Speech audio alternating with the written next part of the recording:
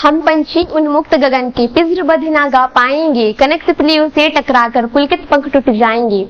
आप सभी सोच रहे हो कि मैं ये पंक्तियां आज क्यों दोहरा रही हूँ। स्वाभाविक है, मैं ऐसे दिन में ये पंक्तियां दोहरा रही हूँ तो आप सभी सोचेंगे कि मैं ये पंक्तियां क्यों दोहरा रही हूँ, क्योंकि आज 15 तारीख है, अगस्त महीने का 15वां दिन।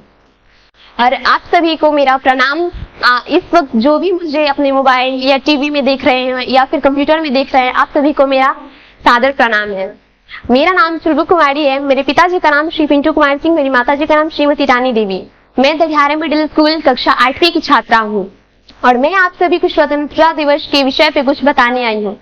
15 अगस्त 1947 को हमारा देश आजाद हुआ था। हमारे देश को आजाद हुए 77 साल हो चुके हैं। स्वतंत्रता दिवस हम सभी भारतवासियों के लिए बहुत ही गर्व और सम्मान का दिवस है।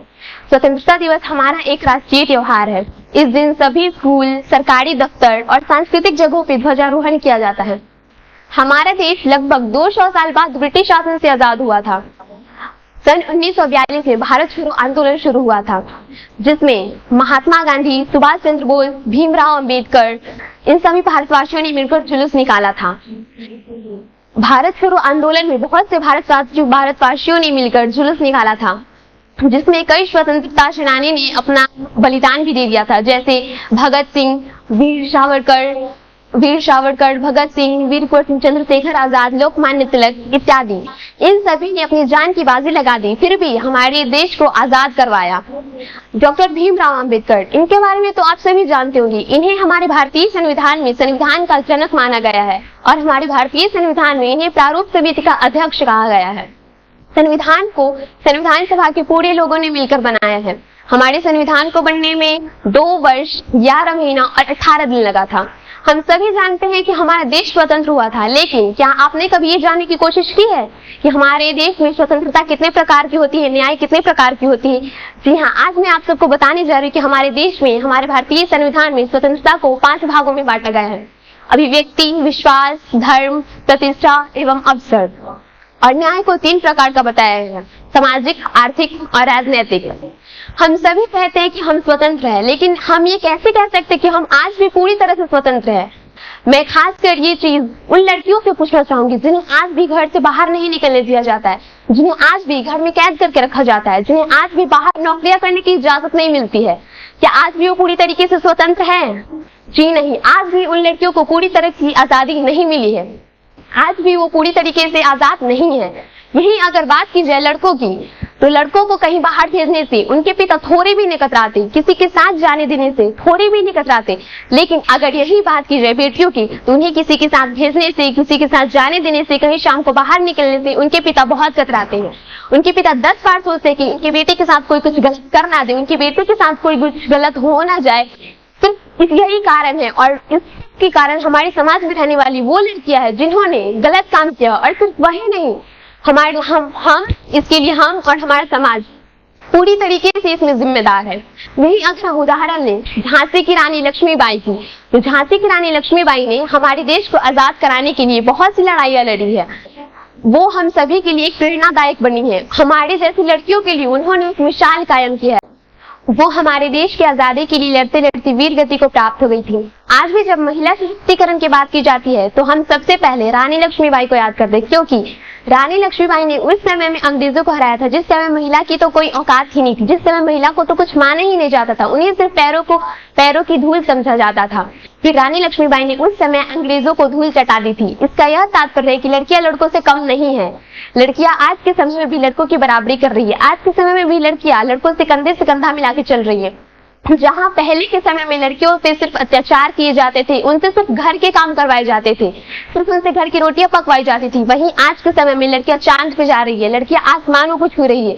रानी लक्ष्मीबाई का नाम वीरता की श्रेणी में सबसे ऊपर रखा जाता है। रानी लक्ष्मीबाई का व्यक्तित्व आज पूरे महिलाओं के लिए प्रेरणा स्रोत है। उनके जीवन से हमें यह प्रेरणा मिलती है कि आजादी अपने आप में ही एक महत्वपूर्ण वस्तु है। हमें अपनी आजादी से जीने का पूरा हक है। हमें अपनी आजादी के लिए चाहे जो करना पड़े हमें करने चाहिए। रानी लक्ष्मीबाई, इन्हें तो हम सभी ही जानते हैं, क्योंकि हमारे देश के लिए लड़ने वाली सबसे प्रथम महिला यही थी। हमारे देश को आजाद कराने में काफी महिलाओं का योगदान रहा है। उसमें से एक है हमारी सरोजिनी नायडू। सरोजिनी नायडू ने महात्मा गांधी के अनेक सत्याग्रहों में भाग लिए और उन्हें भारत छोड़ो आंदोलन में जेल भी हुई। सन 1925 में वे भारतीय राष्ट्रीय कांग्रेस की प्रथम महिला अध्यक्ष बनी थी।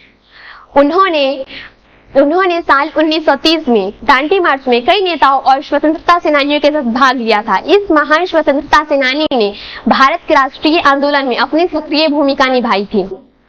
जवाहरलाल नेहरू महिला मताधिकार से काफी प्रेरित थे। उनका यह मानना था कि महिलाओं को आर्थिक रूप से स्वतंत्रता मिलनी चाहिए। महिलाओं को आर्थिक रूप से स्वतंत्रता मिले बिना उनके किसी भी पहलुओं को नहीं समझा जा सकता है। उनकी तो यह भी इच्छा थी कि महिलाएं हर क्रियाकलाप में प्रशिक्षित हो और वो अपने शिक्षा के सहारे सभी क्षेत्रों में परिवर्तन लाए।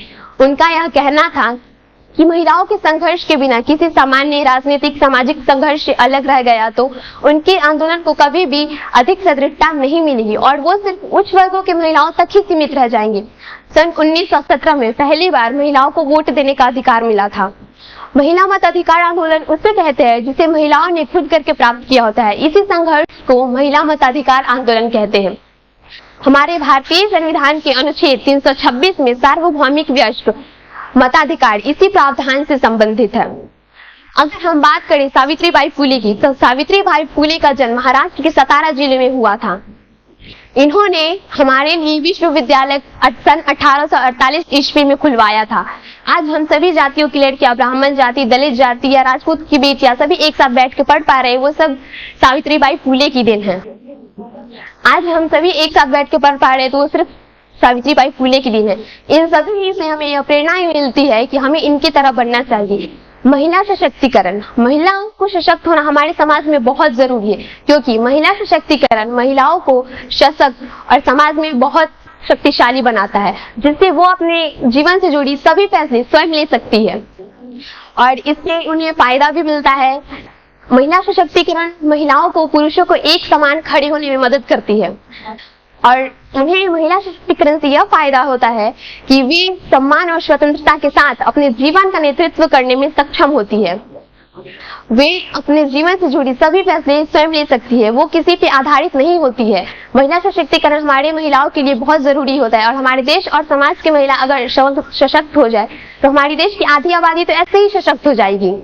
मैं ये आप सबको बताना चाहूंगी कि आज के समय में भी लड़कियां काफी आगे बढ़ चुकी है। अगर हम बात करें हमारे भारत की मशहूर IAS टीना डाबी की, तो उनका जन्म महाराष्ट्र के भोपाल जिले के एक मध्यम वर्गीय परिवार में हुआ था।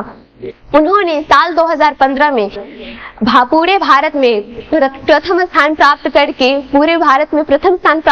अपने भारत का नाम रोशन किया था और अपने परिवार का नाम रोशन किया था। उन्होंने पूरे भारत में रैंक 1 लाया था और इनके जैसी कई और महिलाएं हैं जिन्होंने अपने दम पे वो मुकाम हासिल किया जिनकी वो हकदार रही, जैसे सृष्टि देशमुख, गरिमा लोहिया, इशिता किशोर, दिव्या तन्वर। इन सभी लड़कियों से हम यह प्रेरणा मिलती है कि महिलाओं को किसी और की सहारे की जरूरत नहीं है। महिलाएं खुद में ही एक मिसाल है। महिलाओं को पूरी तरह से सशक्त होना चाहिए और आप सभी का धन्यवाद जो आप मेरे लिए इतना कुछ सुने।